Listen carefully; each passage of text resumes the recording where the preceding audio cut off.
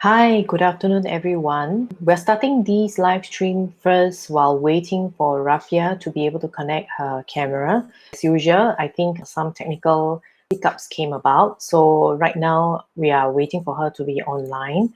So in the meantime, I would like to just share with you what today's episode will be about. In today's episode, Miss Rafiya Sultana, she originally came from India and was an aeronautical engineer before she decided to switch out to become an entrepreneur. So during the process, I think there were some emotional and depression issues that she went through. So in the episode premiere itself, she will be sharing with us how she overcome those particular issues. And from her perspective is why perspectives matter, especially when we are in such uncertain times with so many different things going, where we can only take one step at a time to see what's really in front of us at this particular moment. So let me share a little bit more about her background. So today's episode's name is basically Managing Change, Perspective Matters, Embracing Uncertainty. So from Miss Rafia's page on the Leadership During Crisis web page itself, you will be able to read more about Miss Rafiya Sultana. She is the founder of Neuroexcel Pte Ltd and training consultancy company in Singapore. So she speaks basically on emotional resilience, leadership, and growth mindset, and has been working with various organizations on team performance and how to adopt growth mindset. Now, when we are looking at the current uncertainty in the world, which a lot of us will call it the VUCA world, volatile, uncertain, chaotic, okay, as well as a lot of ambiguity. So from her perspective, she will be sharing it. So I see Rafiya actually coming online already. So let me just invite her online. Hi, Rafiya. Hi, Janet. Hi. So finally, we got all the technical issues out of the way. Yeah, I'm sorry. I'm sorry for No, the no, delay. no, no worries. It happens to different people at different points in time. When we're doing all these things, I don't know, because you shared with me you've been doing Zoom meetings every single day, your camera has no issues, then all of a sudden it has Yeah, issues right now. So I think this is the world. I think we just have to get used to it. adapting to new normal. Yes, correct. So while we're waiting actually for 2 o'clock, we're 3 minutes away. Before you came online, I just introduced a little bit more about yourself as well as what you'll be sharing within the episode. Now, the episode that we recorded was actually a month ago. So since then, Rafiya, maybe can you share with us what have you been engaged in, and how you mentioned you have been doing quite a lot of training for the last few days. Is that right? Yeah. So, Janet, I have been busy because I was invited to speak on emotional resilience. That's one of my topic.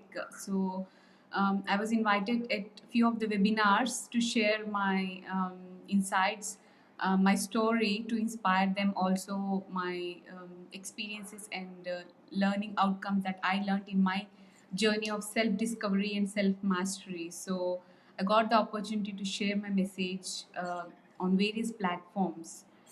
Yeah. Great, that's great. So, on how are you adapting actually to training online and virtually, or speaking online and virtually? Because I noticed you are also in some summits sharing your perspectives as well. Yeah. Um, First of all, it's a bit challenging initially because anything that as human beings, we have that resistance to change.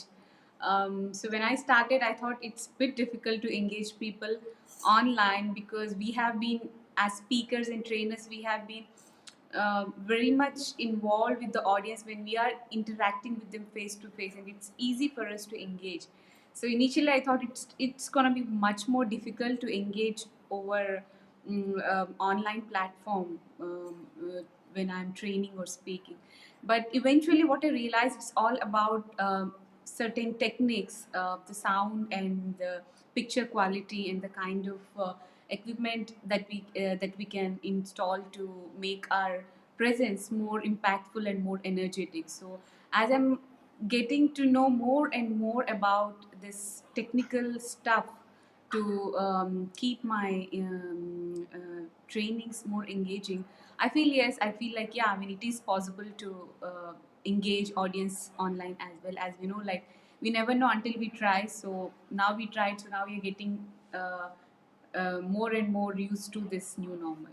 Okay, great. Thanks for sharing. So maybe after we come back from the episode premiere, I will ask you on the tips and tricks of what you have found that works Sure, for I would you. love to. I Yeah, would love to. yeah.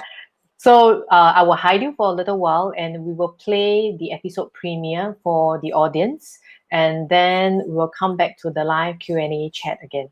Sure. Yeah. Thank you. See you later. See you.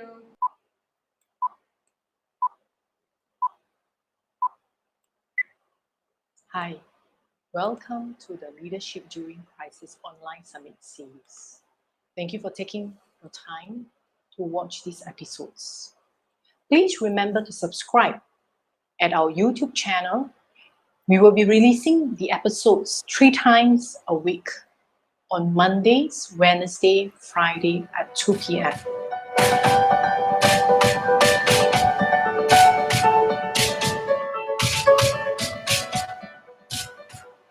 Why do perspectives matter during a crisis? Let me start with, we are all, and in fact, the world is in the reset mode now. And nothing is going to be the same after this phase, what you're going through. So if we start with this and if we accept this fact, certainly there are some problems and we are seeking solutions. And as Einstein says, we cannot solve any problem with the same kind of thinking that we created it. And our perspectives plays a huge role in what we think and what we do. It have been my belief right from the beginning, from my past experiences, the way I evolved over the period of time and the way I transformed my life. Human perspectives plays an important role in what we think and what we do. Perspectives do matters in times of crisis so that we can understand and accept the situation before finding solutions, because that's where we can find proper solution rather than jumping straight away onto the solution. Rafiya, could you share with us maybe an example of how the different perspectives that you have taken help you overcome a crisis previously? When I started off as a businesswoman, from being a speaker and having a technical background as an aeronautical engineer, so I lived my life in different phases, and different phases of my life has a demand of a different me, different expectations. I cannot be the same person when I was an aeronautical engineer. I need to think in a different pattern. Then I changed my profile to be a speaker and trainer. There is a different demand. And then from there, when I moved on to be a businesswoman, I realized one thing throughout this process, that there is one thing which is certain in business or life, which is uncertainty. Uncertainty is a part of our growth system, and we all grow in our life whether or not we want to grow. That growth can be optimal or that growth can be undesirable to you, but it is our choice to make that growth optimal for ourselves. And how we can do that? Our mindset.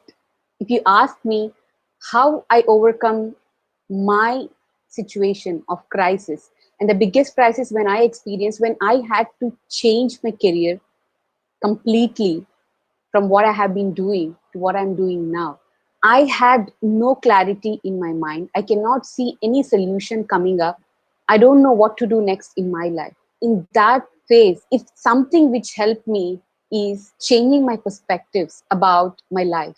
And I even get to the point in my life, because of this stress and negativity caused by the pressure, because of not having the clarity what to do next in my life and not having the solution to the problems that I'm facing, even I wanted to commit a suicide. That was the deepest crisis that I ever experienced in my life. At that point, only one question I had in my mind: what is the purpose of my life? Is this the only solution I have in my life, or is there anything else that I can do?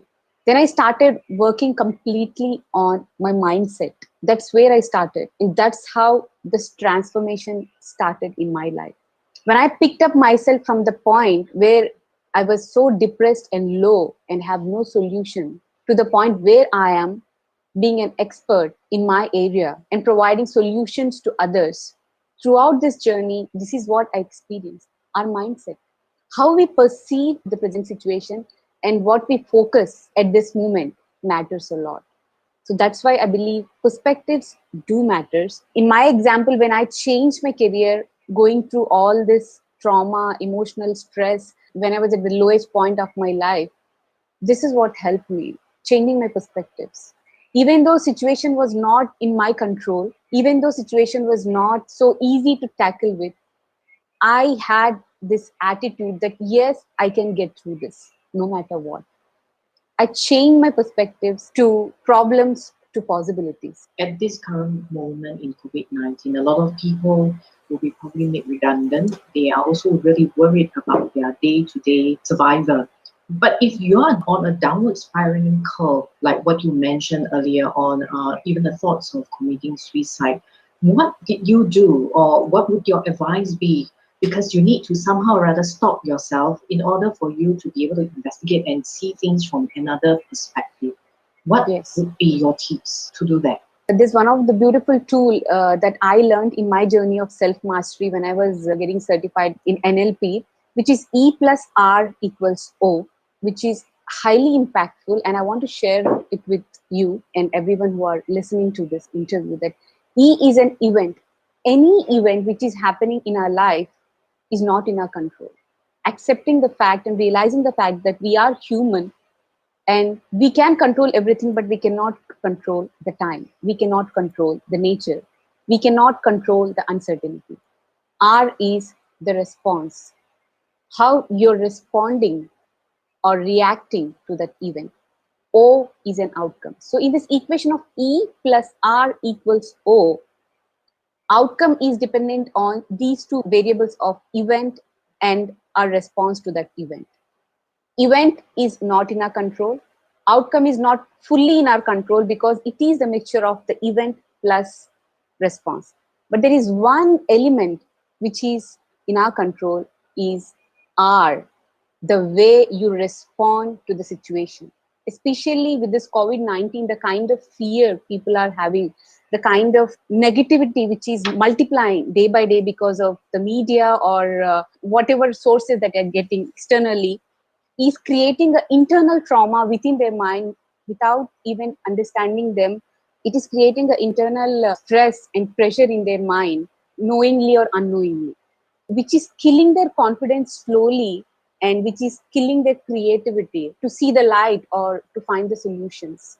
Before this interview, I think you felt sick, and you were sharing with me a little earlier on that you were worried because it happened during the COVID-19 situation. And how did you utilize this equation? So therefore, the event was basically all of a sudden you felt sick and you were not sure what's going to happen. What was going through your mind in order for you to control your response? I was following the news and I signed up for the update by the government and everything adds on. So I wake up, everything was absolutely fine. And the only thing I had is a mild throat pain. Instead of thinking anything else, what can be done, or, like maybe getting into the reason, I concluded myself that yes, it is COVID.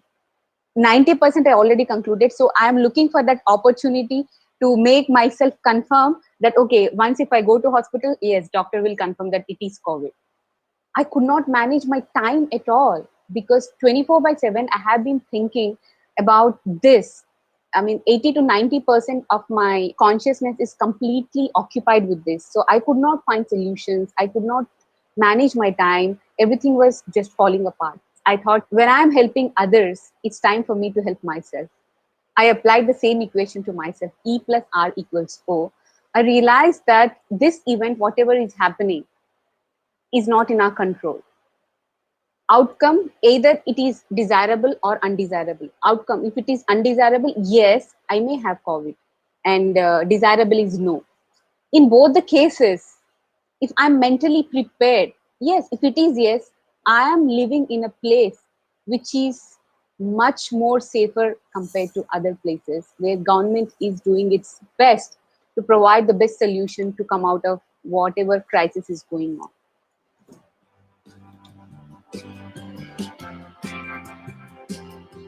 Hi, Rafiya. Hi, Janet. Yeah, that was 1 month ago, right? Yes. When we had this particular session. So, has a lot of things changed for you since then? Oh, yeah. I'm getting more and more used to this new normal, Okay.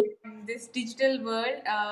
Otherwise, I have not been very tech savvy or a social media savvy person before. I was more into my content. Every minute, my mind keeps on thinking how to make my content better, how to improve the quality of my content. So I was in search of the right information that I can provide to my clients, or to the people with whom I'm working with. But this digital revolution that COVID bring along in this world completely changed my perspective. Now I change my perspective from past, especially from past 1 month. I'm working on more and more on getting used to this digital platform. Right. Thank you. Welcome, Miss Rafiya Sultana. For those who actually just joined our live stream, basically we have Rafiya, who originally come from India, and right now she's been in Singapore. And we just finished watching the episode premiere that was actually recorded about a month ago.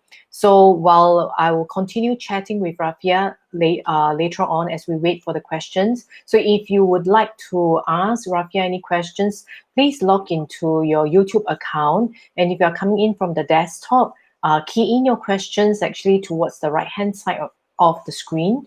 If you are coming in from your mobile phone, then the chat box will be below the screen at the bottom, and you can key in your questions over there. So, Rafiya, basically, now I think a lot of people were quite curious about how you overcame your depression. I think you did share quite a bit of it during the video episode itself. But what I would like to ask you is, sometimes when we get into that phase because of the sudden fear, like even if yourself, you know the equation, but it did take you a little while to actually overcome it. What would be your tips or steps to first calm yourself down in order to even apply this particular equation? Sure. In my case, of course, there are many. Everyone have a different way of reacting or responding to this depression or any state that is bringing you into any form of negative emotion. But in my case, I think I started with self love, self care, giving priority to myself, and putting myself as a primary priority. So the very first thing I did, I still remember. Of course, obviously, I had fear. I had no idea what to do in my life next. I started with taking care of my health. Of course, I was heavy. I was really heavy at that time, and I managed to lose 14 kilos Wow. at that time. But losing weight was not my motive at that time. I just wanted to do something to get out of myself from what are craziness happening in my mind. Of course, there are many noises in my head, but I was not matured enough to handle those noises. But definitely, this physical activity helped me. And why I mention give yourself priority, because when we involve ourselves, because we have our families and we have our work, at times we forget to take care of our own self, and our body is a blessing. God has given us this mind and body and soul, and it is our responsibility to take care. But because we get involved too much into our daily life, we neglect this basic idea of taking care of your own health, mental, physical, or emotional health. So I think that's where I started. Of course, mentally, physically, mentally, emotionally, it was a process. It's not the overnight thing. But physical exercise is, I think, something anytime we can start, and I think it's a good start. But to start your exercise, first of all, keep yourself priority. If you think that if you have no time to step out of your comfort zone or to step out of your daily routine, think that you have to give priority to yourself. That's where it starts. You need to love yourself as much as you love your child, and take that one step to come out of your home or stay within the home, but move your body. Thank you. Tips: self-care, self-love, and then set some goals, especially the physical ones, so that you can move your To body. start with, at least to start with, because maybe emotionally it is also possible, but it's a slow process. But I think physical activity anyone can do anytime. That's true. Yeah. So now you also mentioned that with these COVID-19, you have to change your perspective from especially going into digital virtual training and all those. Can you share with us what specifically are the perspective change you had during this 1 month? During this 1 month, like any other professional or like any other entrepreneur, I had my own fears about my business losing clients, or because not everyone can pay at this point of time, how to get more clients or how to sustain my clients, and besides how to pay bills, I think same old common fears we all have, is it, as an entrepreneur, especially being solopreneur. It's not so easy for me. What perspective I changed is I accepted it. I accepted this COVID-19 phase as it is, and I convinced myself that as long as my brain cells are working, no matter what happens in life, I can survive. Let me face whatever comes in my way, and then I will decide. Because I have done this before. And as I mentioned in my interview, there is one thing which is certain in life is uncertainty. So unless we are mentally prepared, and this is what I do with my clients, we always invest money for our rainy days and for our old age. We do this insurance. But is there any insurance that we have to maintain our physical and mental sanity whenever we hit to these kind of uncertainty or change in life? So I have my support system for me because I've done that before. I've created my support system. I call it as emotional resilience. I mean, which everyone knows, emotional resilience support system. If everyone can create this support system, it is easy whenever they face this uncertainty, they can apply that. So it involves my mental and emotional and physical exercises all together. I try to keep myself calm as much as possible, like praying. Thankfully, I'm Muslim by religion, so this month the best part is, like, I think everything happens for a reason. So I got a lot of time to spend more time to calm down, to ground myself, because I have been praying for 1 month, and we do fast as part of a religious practice. So I got a lot of time to calm down my mind, spend quality time with my family members, and also to ground myself, to pause and to reflect through these prayers. I think that's a beautiful thing happened. This was not the case before. I was getting very limited time. So I think it's always not the negative side. There's a positive side also. It's all about what we choose to focus on. The moment we choose to focus on what are the better things we have, what are the resources, yeah, we have limited resources, but it is not considered as no resources. We have our own resources, and there is something good is also happening. And why we need to think that everything is gonna be negative? There might be better changes coming up, there might be better opportunities coming up, there might be uh, um, better ways of living. Maybe it is for good, maybe it is good for our health, maybe it is good to for humanity to focus on what matters more in life. So I think I take it in a very positive way. That's great. So glad to hear that from you. And I totally agree. I think um, when we are so busy running around, like you said, we have so little time to spend on ourselves, for our self care, to spend with our family. I think this is the perfect time. And what I find on in your case is actually the praying, the reflection is every week. Although I'm running this particular series, it's been busy. There are so many other things going on. I find great calmness actually in the morning, like you said, focusing on some simple stretching exercises. Need to focus on losing my weight though, because I couldn't exercise much for the last couple of months. But generally speaking, I think those are the moments that really help calm myself, as well as to focus on like you said, one step at a time, because we won't die in Singapore. That's what another speaker said on Monday. In Singapore, it's quite easy, and if we have at least a little bit of savings, we should be quite all right. And we have our family support system, so that would be quite all right. Now, let's switch gears a little bit, Rafia. You mentioned that you learned quite a bit from actually doing this virtual training, virtual communication. Now, whether you're in the training or consultancy business, speaking business, or even actually just having casual meetings with your team, in order to influence them, you need basically certain techniques. So what have you learned over the last 1 month that you felt was very useful for you? Being more patient. Okay. It definitely helped me to improve my patience levels, I guess, because as we know just now what happened to me, it took a while for me to enter into this window, and there was some technical glitch.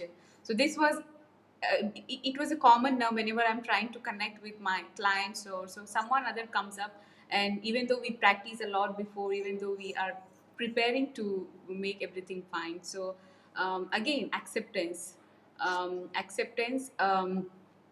What I learned is, yes, have some patience because we are not dealing face to face. Accept that we are in this transition mode. And another thing I learned, that it's just like a phase of our life, like when I'm a child, I'm a different person. Growing up in my school, I had a different environment, and then comes our university, college, and then like even getting married, right? So before getting married, you don't know your spouse.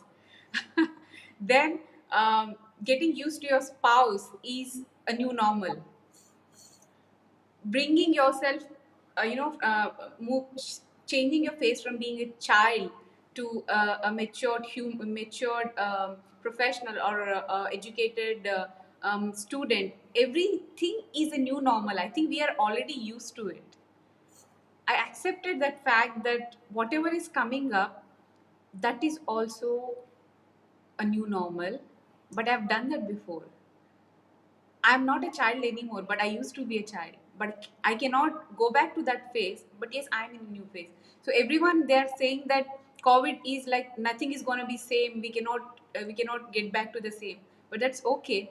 At some point of time, I was a child. I cannot be a child again, but still I'm surviving, because this is the truth of humanity. And we grow, we evolve, and there is no necessity to get back to where you started to feel normal.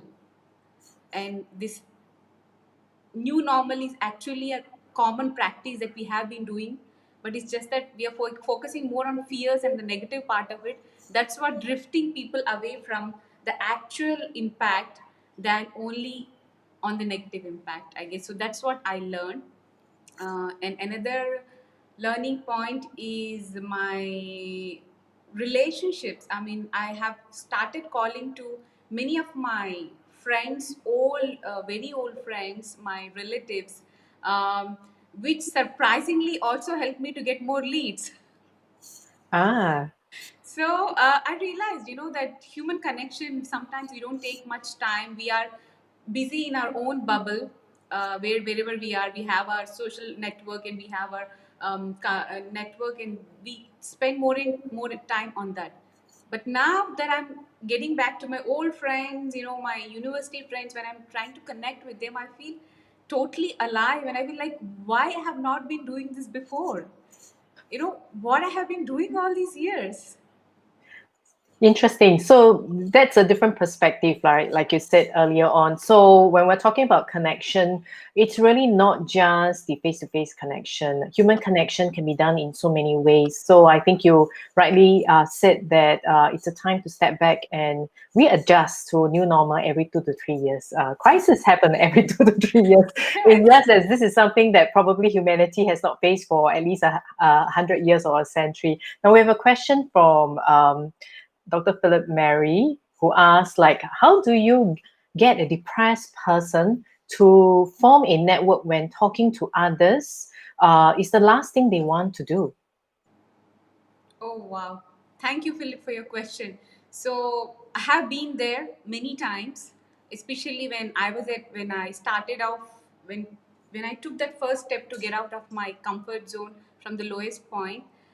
Um, I was terrified, frankly. Like, if I want to step out of my home and even to talk to the taxi driver or the bus driver and ask that, because if we are living in a new country, so we need some information, I did not even have that confidence to get out and ask it. I was absolutely terrified, but I wanted to do it anyway. So the only way uh, to get out of that zone is just do it, face your fears, and do not be mentally prepared. Like, I'll tell you the reason why we feel like, since I was there, why we feel so low and go, because we have this fear of being judged. We have this fear of being judged in our mind.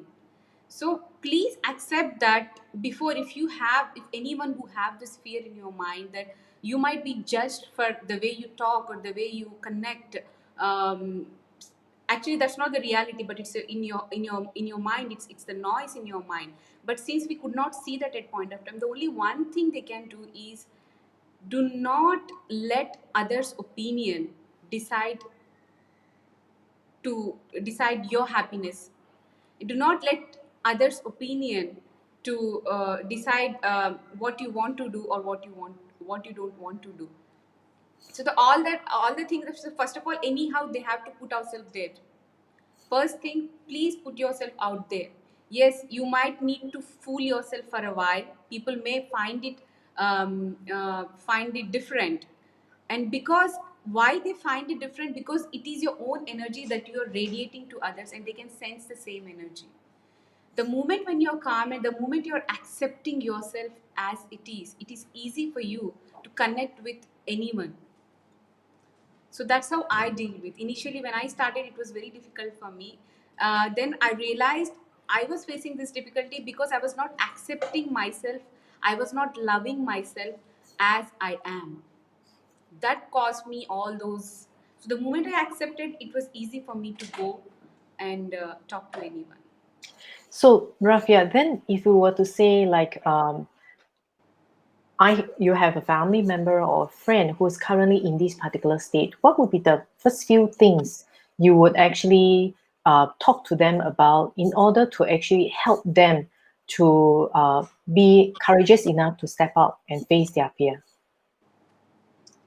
First of all, I will listen. I'll be just the listening ear than saying anything.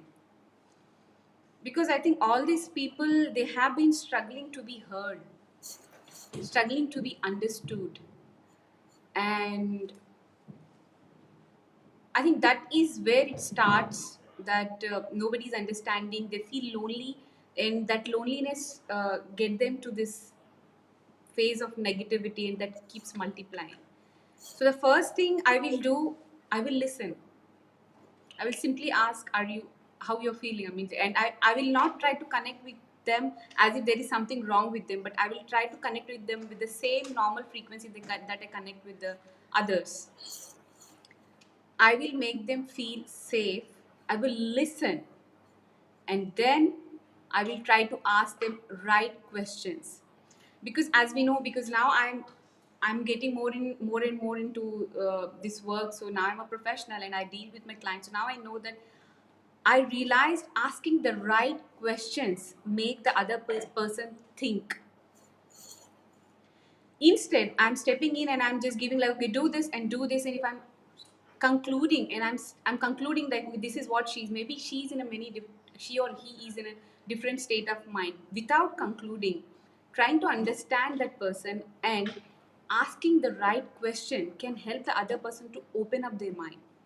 But if I'm giving them statements or if I'm giving them conclusions or instructions, it immediately closes their mind and they will not even try to come out of that shell and share and open up. So, as we know, they can come out of that shell only when they have the courage to step out from the zone and share and seek help.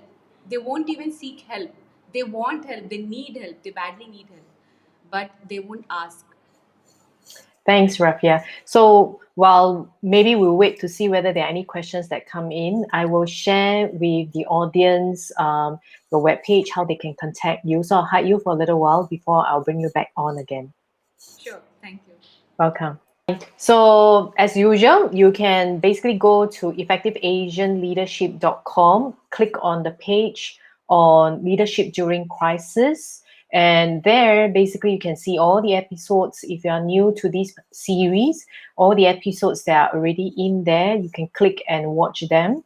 And when you scroll all the way down to the bottom, you will see Rafiya's episode.